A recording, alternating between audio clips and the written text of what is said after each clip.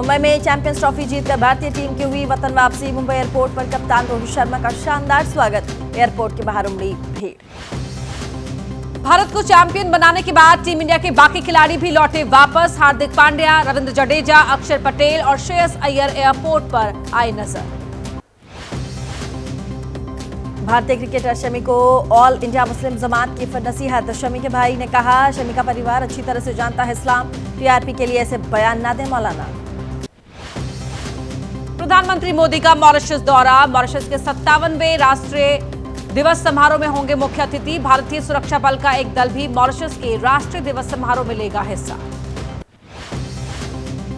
Mauritius दौरे पर रवाना होने से ठीक पहले प्रधानमंत्री मोदी ने कहा, मॉरिशस एक करीबी पड़ोसी और हिंद महासागर का एक प्रमुख साझेदार है। मेरी यात्रा हमारी दोस्ती की नींव को और भी आगे मजबूत करेगी।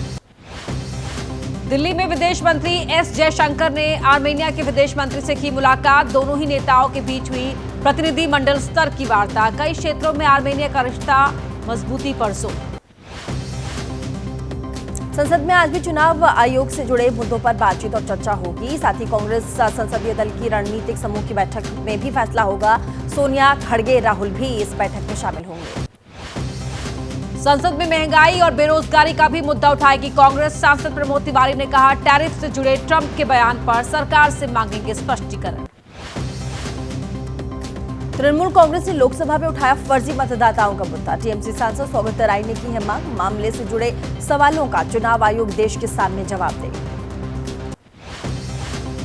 मतदाता सूची पर चर्चा की विपक्ष की मांग। केंद्रीय मंत्री एसपी सिंह बघेल ने कहा, वोटर लिस्ट के नाम पर कुकर्मों को छिपाने की कोशिश कर रहा है विपक्ष। वोटर लिस्ट को लेकर के आम आदमी पार्टी सांसद मलिंदर कांग का आरोप, जिस तरह से बीजेपी कर रही है वोटर लिस्ट से छेड़छाड़, ये नया स्कैम है। सवाल उठाने पर विपक्ष की आवाज दबाने की कोशिश हो रही है। केंद्रीय शिक्षा मंत्री धर्मेंद्र प्रधान के बयान पर नहीं थमा विवाद। डीएम के सांसद कनिमोझी ने दिया विशेषाधिकार हनन का नोटिस। असंसदीय शब्दों के इस्तेमाल का आरोप। केंद्रीय मंत्री धर्मेंद्र प्रधान के बयान पर संसद में हुआ जोरदार हंगामा। रोकनी पड़ी लोकसभा की कार्यवाही। विपक्षी सांसदों के बढ़ते विरोध पर प्रधान ने बाद में मांगी माफी।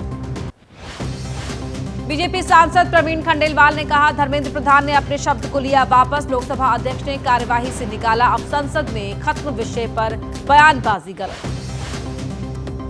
धर्मेंद्र प्रधान की टिप्पणी पर भड़के स्टालिन, कहा, अहंकारी है प्रधान, संभालें अपनी जबान। तमिलनाडु के लोगों का अपमान करने वालों को सबक सिखाने की जरूरत है। स्टालिन का धर्मेंद्र प्रधान पर तीखा हमला। कहा, आप तमिलनाडु के लोगों का कर रहे हैं अपमान। बस ये बताइए, क्या हमसे लिया गया तमिलनाडु के छात्रों का फंड जारी करेंगे? डीएमके ने केंद्रीय शिक्षा मंत्री धर्मेंद्र प्रधान पर आरोप लगाया है। तमिलनाडु के लोगों को असभ्य कहने का आरोप है। कहा, बैठक में हमने बताई थी एनईपी से जुड़ी दिक्कतें। बीजेपी सांसद निशिकांत दुबे ने डीएमके पर लगाया भावनाएं भड़काने का आरोप। कहा, चुनाव हारने के डर से कर रहे नई शिक्षा नीति का विरोध। देश में लागू करना चाहते हैं अंग्रेजी। बीजेपी नेता रवि किशन ने त्रिभाषा नीति का समर्थन किया। विपक्ष के विरोध को बताया गलत। कहा, दक्षिण के लाखों लोग आ रहे अयोध्या। सीपीआई सांसद एस कुमार ने भी हिंदी थोपने का लगाया आरोप। कहा, त्रिभाषा नीति या हिंदी का विरोध नहीं, हिंदी एक खूबसूरत भाषा है, लेकिन इसे आप किसी पर थोप नहीं सकते। और एक तरफ हिंदू राष्ट्र को लेकर के धीरेन्द्र शास्त्री ने कहा कि धर्म के नाम पर बना पाकिस्तान तो भारत को हिंदू राष्ट्र बनाने में आखिर हर्ज ही क्या है। पदयात्रा कर हिंदुओं को करेंगे एकजुट। बाबा बागेश्वर के बयान को लेकर प्रशांत किशोर का बीजेपी पर हमला। कहा, कोई बाबा देश नहीं चलाते, अगर हिम्मत है संसद में कानून लेकर आए बीजेपी। कन्हैया कुमार की नौकरी दो यात्रा पर आरजेडी नेता रणविजय साहू ने कहा है कि महागठबंधन के नेता के रूप में काम कर रहे तेजस्वी एनडीए का खात्मा एजेंडा है। बीजेपी विधायक हरिभूषण ठाकुर बचौल का मुसलमानों पर बयान। आरजेडी नेता राबड़ी देवी ने कहा, बीजेपी वालों में संस्कार नहीं, जन्म और कर्म का निर्धारण करते हैं भगवान। राहुल गांधी पर आचार्य प्रमोद कृष्णम के दिए बयान पर सवाल। शंकराचार्य स्वामी अविमुक्तेश्वरानंद सरस्वती महाराज ने पूछा, जब प्रमोद कृष्णम उनके साथ थे तब बुद्धि भ्रष्ट नहीं थी क्या? वक्फ बिल के खिलाफ 13 मार्च को मुस्लिम पर्सनल लॉ बोर्ड का प्रदर्शन होगा। केंद्रीय मंत्री एसपी सिंह बघेल ने कहा है कि कबीलाई व्यवस्था से नहीं, संविधान से चलेगा ये देश। पाकिस्तानी कहे जाने पर राजस्थान से कांग्रेस के विधायक रफी खान हुए भावुक। स्पीकर और संसदीय कार्य मंत्री का चर्चा कराने से इनकार। उम्मीद है हमारी बात सुनेगी सरकार। छत्तीसगढ़ के पूर्व मुख्यमंत्री भूपेश बघेल के घर पर ईडी की कल रेड हुई थी। 12 घंटे तक से ज्यादा चली थी ईडी की छापेमारी। एक पेन ड्राइव और साथ ही तकरीबन 33 लाख रुपए समेत कुछ अन्य दस्तावेज भी साथ ले गई है ईडी। ईडी की छापेमारी पर छत्तीसगढ़ के पूर्व सीएम भूपेश बघेल ने कहा, विधानसभा में सवाल पूछना क्या अपराध है। भूपेश बघेल के घर से रेड खत्म कर निकली ईडी टीम पर हमला। टीम को कांग्रेस कार्यकर्ताओं ने घेरा। ईडी की गाड़ियों पर चढ़े कार्यकर्ता। भूपेश बघेल के आवास पर ईडी की रेड के विरोध में आज प्रदेश भर में ईडी का पुतला फूकेगी कांग्रेस। छत्तीसगढ़ के डिप्टी सीएम अरुण साव का आरोप, भूपेश बघेल के मुख्यमंत्री रहने के दौरान हुए घोटाले ईडी उसी का कर रही है जांच। बीजेपी सरकार के दौरान ओडिशा में महिलाओं के खिलाफ अपराध बढ़ने का दावा भुवनेश्वर में कांग्रेस ने किया। कर्नाटक सरकार ने पास किया ग्रेटर बेंगलुरु गवर्नेंस बिल। सरकार ने कहा कि हम चाहते हैं सत्ता प्रशासन का विकेंद्रीकरण। ग्रेटर बेंगलुरु गवर्नेंस बिल का बीजेपी ने किया विरोध। विपक्षी नेताओं ने बताया राजीव गांधी का अपमान। यूपी में बीजेपी विधायक केतकी सिंह का विवादित बयान आया सामने। मुस्लिमों के लिए अस्पताल में बना दिया जाए अलग विंग। प्रयागराज महाकुंभ को लेकर बोले यूपी के सीएम योगी, महाकुंभ का संदेश एकता का संदेश। वित्त मंत्री निर्मला सीतारमण से संसद में मिली दिल्ली के मुख्यमंत्री रेखा गुप्ता। सूत्रों के मुताबिक दिल्ली के बेहतर बजट के लिए देश के वित्त मंत्री से सुझाव के लिए मुलाकात। दिल्ली की महिला समृद्धि योजना को लेकर आतिशी के हमले जारी। पीएम मोदी पर लगाया धोखा देने का आरोप। और औरंगजेब के मकबरे को हटाने की मांग पर बोले सीएम फडणवीस, हमें भी लगता है कि औरंगजेब की कब्र को ढा दिया जाए, लेकिन कुछ काम कानून के दायरे में रहकर करने पड़ते हैं। महाराष्ट्र में सरकार ने बजट पेश किया। मुख्यमंत्री लाडली बहन योजना के लिए 36,000 करोड़ रुपए का प्रावधान। और महायुति सरकार का अजित पवार ने पेश किया बजट। किसान लाडली बहना योजना, इंफ्रा के मुद्दे पर नाराज विपक्ष का वॉकआउट। उद्धव ठाकरे का दावा, महाराष्ट्र सरकार के बजट में जनता के लिए कुछ नहीं था। महाराष्ट्र सरकार के डिप्टी सीएम एकनाथ शिंदे ने अपनी सरकार के बजट को बताया चैंपियंस बजट। कहा, बीते 2.5 साल से हो रहे सर्वांगीकरण विकास को करेगा और भी तेज। लाडली बहन योजना की राशि को बढ़ाकर 2100 रुपए करने पर सवाल। लाडली बहना योजना की राशि का महायुति पार्टियों में घोषणा पत्र में जिक्र। अजित पवार ने कहा, जब बेहतर वित्तीय स्थिति में होंगे तो पूरा करेंगे वादा। उद्धव ठाकरे ने फडणवीस सरकार के बजट पर उठाए सवाल। पेश किए गए बजट को बताया जुमला बजट।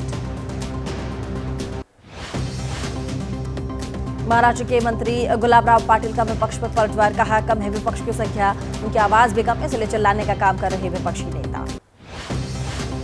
उद्धव ठाकरे और सीएम फडणवीस की फिर हुई मुलाकात। विधान भवन में डिप्टी सीएम एकनाथ शिंदे के सामने हंसते मुस्कुराते नजर आए फडणवीस और उद्धव ठाकरे। पश्चिम बंगाल में विधानसभा में जमकर हंगामा हुआ। सदन में बीजेपी विधायकों के विरोध से हुई हंगामे की शुरुआत। सहयोगी का माइक्रोफोन बंद करने का कर रहे थे विरोध। विधानसभा अध्यक्ष ने एक बीजेपी विधायक को बाकी सत्र के लिए किया निलंबित। मार्शलों को 2 विधायकों को निकालने का दिया आदेश।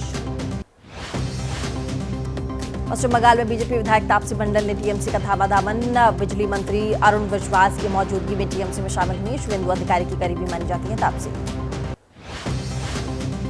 कोलकाता के जादवपुर विश्वविद्यालय को लेकर टीएमसी नेता कुणाल घोष का आरोप। कहा, यूनिवर्सिटी में छात्रों का एक वर्ग फैला रहा है अराजकता। और हिमाचल प्रदेश में मंदिरों के पैसों को लेकर के ज़बानी जंग। मुख्यमंत्री सुखविंदर सिंह सुक्खू बोले, जयराम सरकार ने अपने कार्यकाल में मंदिरों के लिए 28 करोड़ खुद करे तो पुण्य, हम करे तो पाप। सुक्खू के बयान पर बीजेपी नेता जयराम ठाकुर का पलटवार। हमने गौशालाओं के लिए लिए था पैसा, ना कि सरकारी योजनाओं को चलाने के लिए लिया था।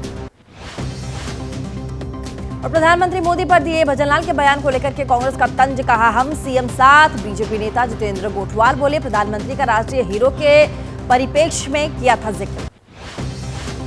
संभल में बीजेपी नेता को जहरीला इंजेक्शन लगाकर कत्ल किया गया। गुलफाम सिंह यादव ने अस्पताल ले जाते समय तोड़ा दम। बाइक पर सवार होकर के आए थे गुलफाम की जान लेने वाले 3 बदमाश बातचीत के बहाने जहरीला इंजेक्शन लगाकर फरार हुए। गुलफाम ने 2004 में मुलायम के खिलाफ लड़ा था विधानसभा का उपचुनाव। और इंदौर में पुलिस ने कराई अपराधियों की परेड। अपराधियों के हाथों में रेड नोटिस देकर के शहर भर में निकाला जुलूस। महू हिंसा को लेकर के पुलिस का बड़ा एक्शन। देश की राजधानी दिल्ली में पकड़ी गई नकली शराब की अवैध फैक्ट्री। गोकुलपुर इलाके में चल रही थी फैक्ट्री। तस्करों की तलाश में बरेली पहुंची उत्तराखंड की पुलिस। फतेहगंज में हुई छापेमारी में 16 लोगों को हिरासत में लिया गया। पूछताछ के बाद सभी को छोड़ दिया गया। जयपुर में ट्रैफिक पुलिस का एक्शन। काली फिल्म लगी, 32 लग्जरी गाड़ियों का हुआ चालान।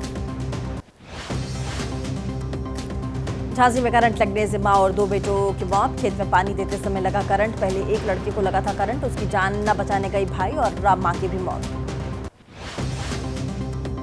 यूपी के एटा में वॉल्वो बस से टकराई रोडवेज बसेस। प्रयागराज में राजरूपपुर पावर हाउस में लगी भीषण आग। सूचना पर पहुंची फायर की टीम। हिमाचल के ऊंचाई वाले इलाकों में फिर बदला मौसम, हुई बर्फबारी। जम्मू कश्मीर के गुलमर्ग में हुई बर्फबारी। मौसम विभाग ने जताई और भी मौसम बिगड़ने के हालात।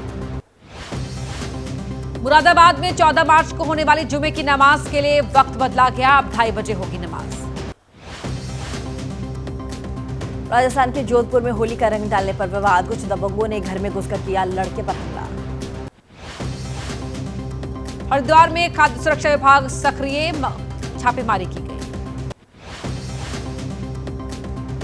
उत्तराखंड के धारचूला में खाद्य सुरक्षा विभाग का छापा। होली को लेकर के मिठाइयों की दुकानों पर छापेमारी। खाद्य सुरक्षा विभाग ने कानपुर में भी की छापेमारी। पकड़ा 13 क्विंटल नकली मावा। राजस्थान के सीकर में खाटू श्याम जी मेले में उमड़ा जनसैलाब। 1.5 करोड़ के चांदी के रथ पर सवार होकर शहर भ्रमण पर निकले बाबा। मथुरा में हर तरफ छाई होली की खुमारी। राधा कृष्ण के भजनों पर जमकर फूलों की होली खेल रहे हैं भक्त। मथुरा श्री जन्मभूमि परिसर में होली के कार्यक्रम। रंगमणि एकादशी के मौके पर उमड़ी जबरदस्त भीड़। होली के गीतों पर जमकर झूमे लोग। मुरादाबाद में निकाली गई होली एकादशी शोभा यात्रा। और वाराणसी के काशी विश्वनाथ मंदिर में होली उत्सव का आयोजन। रंगभरी एकादशी के मौके पर उमड़े जबरदस्त लोग।